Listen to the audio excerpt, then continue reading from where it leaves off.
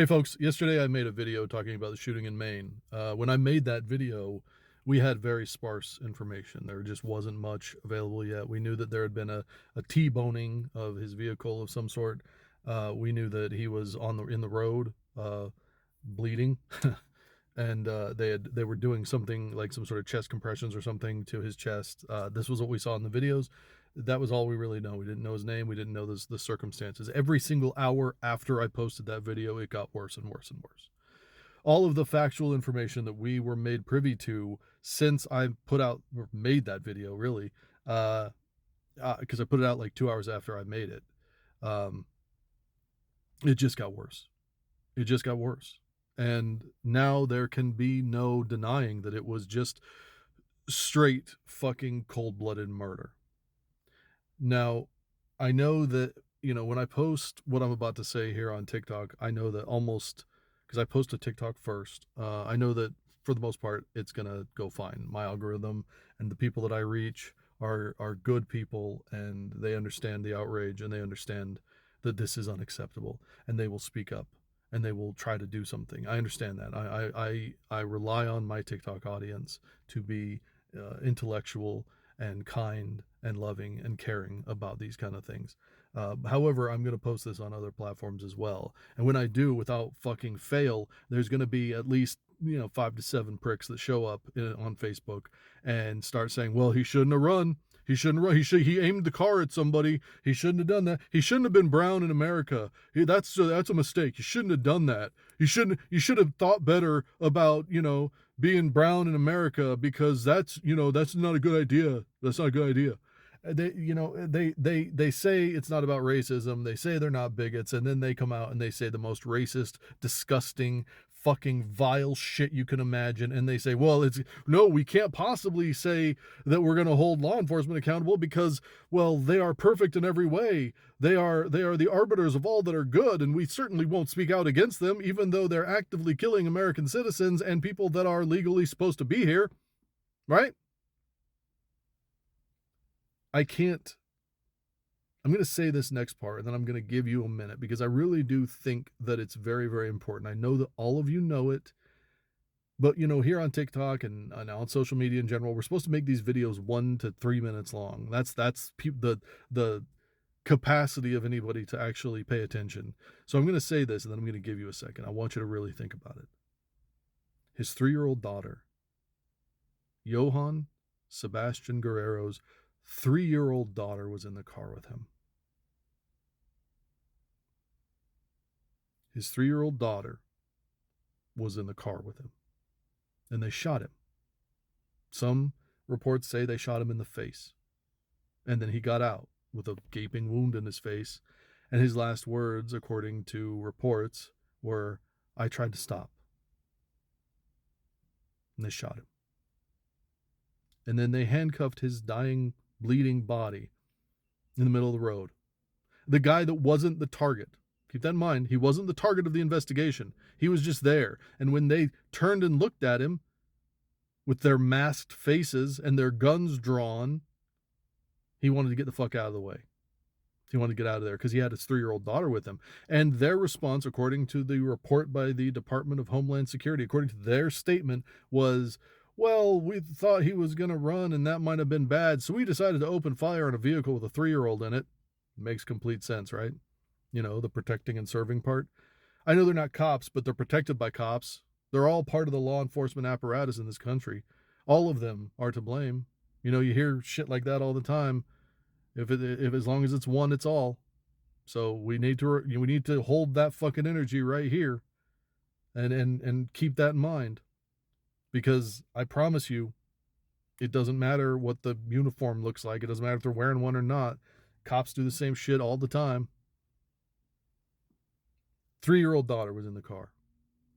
His 3-year-old daughter was in the car. She watched her father get shot, and then she watched her father bleed for 5 hours. His corpse bleed out for 5 hours in the middle of the street. I'm going to say this, and I mean this with every fiber of my fucking being.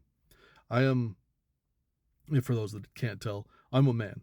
I know I have long hair. I know it's difficult for some fucking idiots, but I am a man, and I am a father, and I believe this.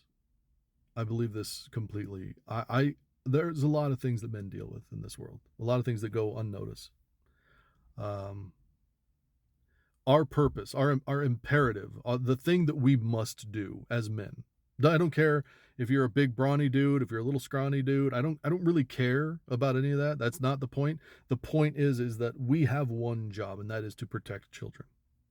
That's why that's why even when you go to prison, if there's somebody that's in prison that has hurt children, the men that are in prison deal with it the way that they deal with it. There's a reason for that, and that's because we are here to protect children.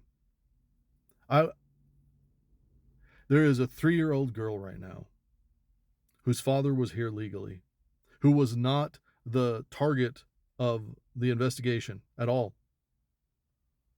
who watched her father die. Our job is to protect those children. Our job is to do whatever we can do to protect those children, above protecting ourselves, above protecting women, above protecting men, above protecting animals. Our job is to protect children, is to protect a 3-year-old little girl. That's our fucking job. That's what we're supposed to do. And the idea that these spineless fucking cowards shot into that vehicle and killed her father in front of her. I don't know what else could possibly happen. ICE had 2 victims yesterday. One they shot, and one whose name we may not even, we have no idea what that's going to do to her. But they took her life from her. Whether she lives or not, they took her life from her. And now, more than the cops, more than the ICE officers, my vitriol right now, my true anger is with the people that get on social media and try to justify it, to try to make excuses for it. Because as long as we have people like that,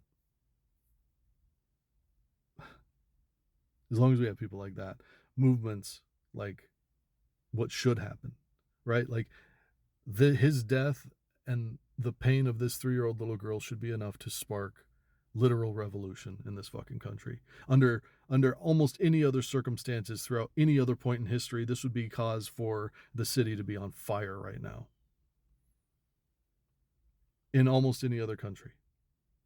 But we have allowed ourselves to become complacent to the point where they can literally murder people in the streets in front of us, and we just lay down.